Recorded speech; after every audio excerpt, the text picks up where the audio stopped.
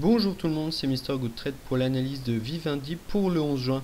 J'avais signalé qu'on risquait fortement de sortir de ce rectangle dans lequel on était inscrit depuis le 26 avril.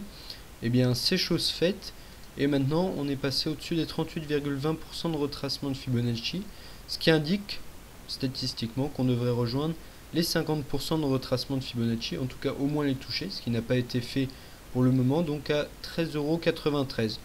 Et comme on n'est pas avare, je pense qu'on ira également toucher les 14 €. On ne sera pas à 7 centimes près.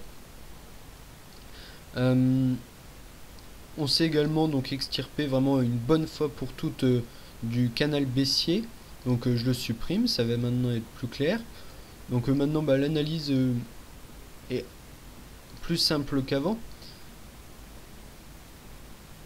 Mais je vais tracer ce trait et vous voyez qu'on est également passé au-dessus d'une grosse résistance, puisque en théorie on aurait dû avoir du mal à passer, mais non, on est passé deux fois d'affilée, on a clôturé au-dessus, donc ce qui est généralement bon signe.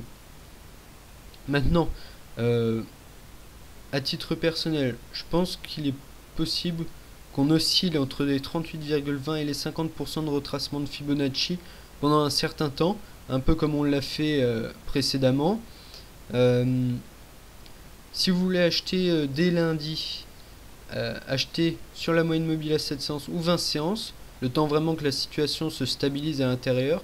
Ensuite, on pourra faire ce qu'on appelle des allers-retours, donc acheter sur 13,36 € et vendre sur 13,93 €, puisque le cours devrait osciller dans ce range un certain temps à mon avis, à moins qu'on ait des bonnes nouvelles. Voilà, puisque après, prochain retracement, c'est le comblement du gap, et ça on n'y est pas encore.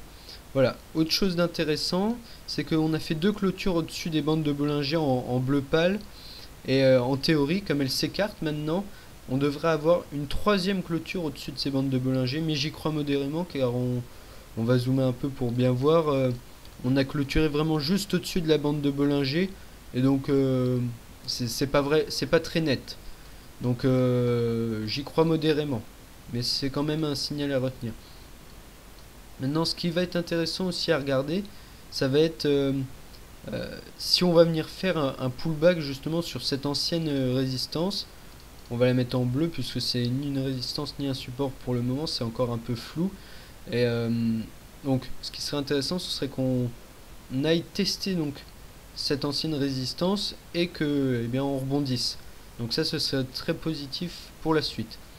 Voilà, bon bah moi je reste à l'achat sur Vivendi, donc acheter moyenne mobile à 7 séances et 20 séances me paraissent un bon point d'entrée. Je reste à l'achat, donc toujours depuis quasiment son plus bas, et ceux qui ont suivi mes conseils ont pu s'adjuger 13,42% en 34 jours de cotation.